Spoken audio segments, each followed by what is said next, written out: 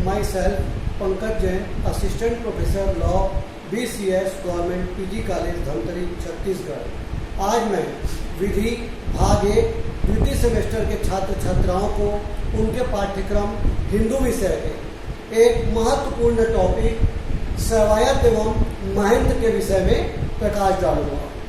जैसा कि मैंने आपको पिछले पीरियड दान और धर्मदाय में बताया था कि विन्यास या जो धर्मदाय होता है वो किसी धार्मिक या परोपकारी प्रयोजन के लिए किया जा सकता है।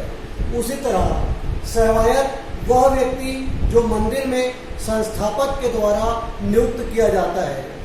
सेवायत की जब हम कल्पना करते हैं तो एक तरह से हमारे मन में यह विचार आता है कि मंदिर का जो पुजारी है वही व्यक्ति मंदिर की देख रेख करता है, अतः वही व्यक्ति सेवायत है। तो उसी परिकल्पना के आधार पर सेवायत वह व्यक्ति होता है जिसकी नियुक्ति संस्थापक के द्वारा की जाती है।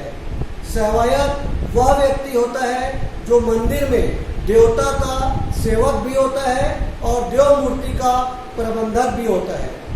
सेवायत के द्वारा ही मंदिर की देखरेख करना, मंदिर की व्यवस्था करना, मंदिर में विभिन्न प्रकार के आयोजन करना, मंदिर की आय व्यय का हिसाब रखना, सारे कार्य सेवायत के द्वारा किए जाते हैं। अतः सेवायत ऐसा व्यक्ति होता है जिसे मंदिर के संस्थापक के द्वारा नियुक्त किया जाता है। कभी कभी तो संस्थापक स्वयं ही सेवायत की भूमिका निभा सकता है। तो सेवायत जो होता है उसे मंदिर में संपूर्ण देख रेख का दायित्व सौंपा जाता है, क्योंकि मंदिर में जो मूर्ति होती है, देवता की जो मूर्ति है, उसकी पूजा अर्चना करने का कार्य सेवायत का ही होता है।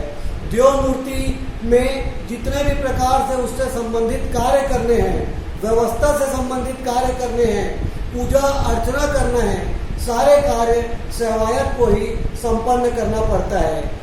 इस तरह से वो देव मूर्ति का एक प्रकार से सेवक होता है।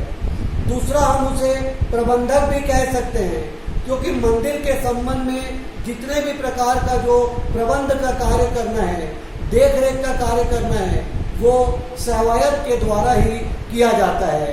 इस तरह से सेवायत का मतलब होता है वह व्यक्ति जो मंदिर में देवता का सेवक होता है या जो देव मूर्ति का प्रबंधक होता है, उसी व्यक्ति को हम सेवायत के नाम से जानते हैं। सेवायत को मंदिर की संपत्ति के संक्रमण का या ट्रांसफर का कोई अधिकार प्राप्त नहीं होता। उसे यह अधिकार नहीं है कि मंदिर की संपत्ति का वो अन्य संक्रमण कर सके, लेकिन फिर भी यदि विधिक आवश्यकता हो तो ऐसी स्थिति में वे मंदिर की संपदा का संक्रमण कर सकता है। इसी तरह महंत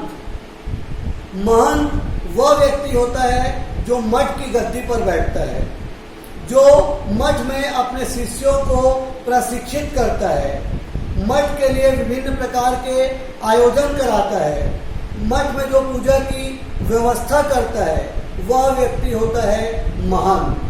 महंत जो होता है उसे मठ से संबंधित सभी प्रकार के कार्य संपन्न करने पड़ते हैं, सभी तरह की उसे व्यवस्था करनी पड़ती है और मठ में आने जाने वाले लोगों का उसे पूरा ध्यान रखना होता है और मठ में जो आने जाने वाले लोग हैं उनके भरण पोषण की पूरी व्यवस्था करना, ये भी केवल महंत का ही कार्य होता है।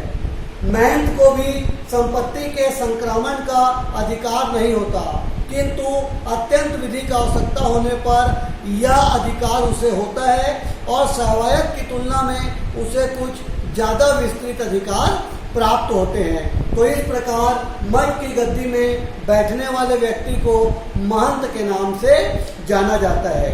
इस प्रकार धार्मिक विन्यास के अंतर्गत, हिंदू विधि के अंतर्गत जब मंदिर में किसी सेवायत की नियुक्ति की जाती है तो सेवायत के माध्यम से ही देव मूर्ति की पूजा अर्चना और मंदिर में सभी प्रकार का प्रबंध करने का कार्य सेवायत के माध्यम से संपन्न किया जाता है। इसी तरह मठ में जिस व्यक्ति की नियुक्ति की जाती है उसे महंत कहा जाता है।